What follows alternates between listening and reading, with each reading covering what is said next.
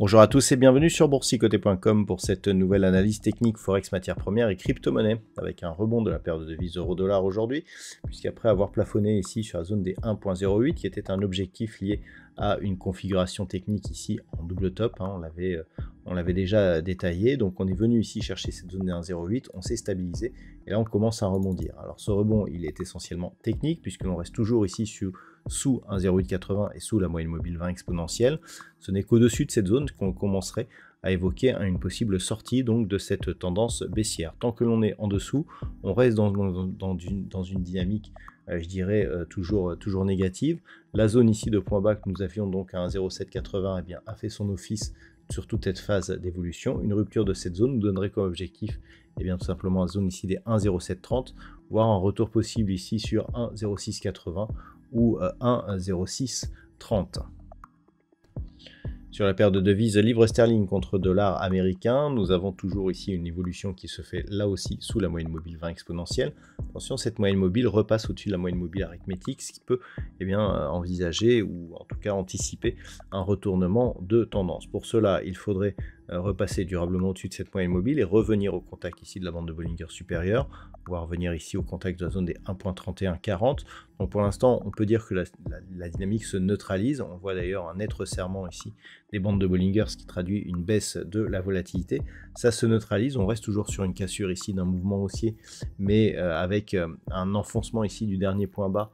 Et je dirais, on voit toujours que cette zone des 1.30 précédemment support agit désormais comme résistance. Si on passe durablement au-dessus de cette zone, on confirme la neutralisation. Si on reste en dessous, certes il n'y a pas de mouvement directionnel, mais on reste sur un risque baissier, puisque l'on serait aussi sous la moyenne mobile 20 exponentielle, avec comme objectif un retour possible sur la zone des 1.2870. Au niveau de l'or, ça n'en finit plus de monter. Après s'être stabilisé ici au-dessus de cette zone des 2733 $ l'once, qui était un objectif lié à une extension de Fibonacci ici sur cette phase de consolidation, on continue le mouvement haussier en direction de nouveaux plus hauts. Donc on peut effectivement tracer cette ancienne consolidation pour voir la deuxième extension de Fibonacci. L'extension de Fibonacci à 261,8% se situe à 2816,32. On s'en approche. Alors qu'est-ce que cela veut dire? Ça veut dire que par rapport à cette phase justement de consolidation, si on l'atteint d'une manière directe, ça indiquera que nous sommes sur une dynamique assez forte, qui pourrait donc continuer à nous donner, je dirais, de nouveaux plus hauts historiques.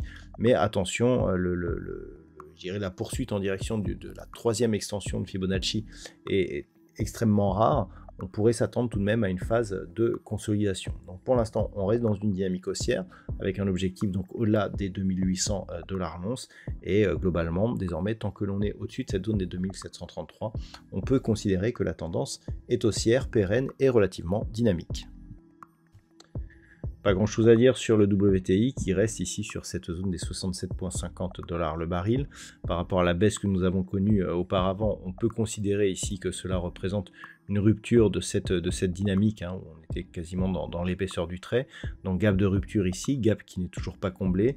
On se stabilise au-dessus sur cette zone des 67,50 $ le baril. L'objectif clairement est une poursuite du mouvement baissier en direction de ce point bas qui se situe sur des niveaux proches des 64,30 $ le baril.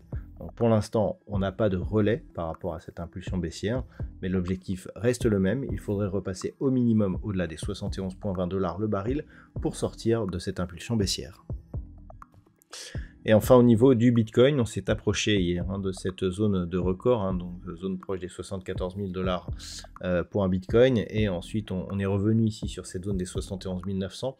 Donc on est globalement sur une reprise de mouvement haussier. On a cassé cette zone ici, cette résistance oblique. Je vous l'avais montré auparavant. On voit bien ici que suite à cette cassure, on a bien une accélération de ce mouvement, retour sur cette zone horizontale. Donc on est clairement ici dans une configuration qui devrait ouvrir la porte à à une poursuite du mouvement en direction de nouveaux plus hauts historiques. On le voit au niveau de l'évolution des volumes, hein, l'accélération s'est faite avec des volumes supérieurs à la moyenne, donc ça devrait continuer. Donc une rupture éventuelle de cette zone des 74 000 $ le baril ouvrirait la porte à de nouveaux records et à une potentielle même accélération du Bitcoin. On l'a vu dans des cas précédents de nouveaux records vers de nouveaux plus hauts historiques. Certains commencent à parler de la zone des 100 000 $ pour un Bitcoin comme objectif.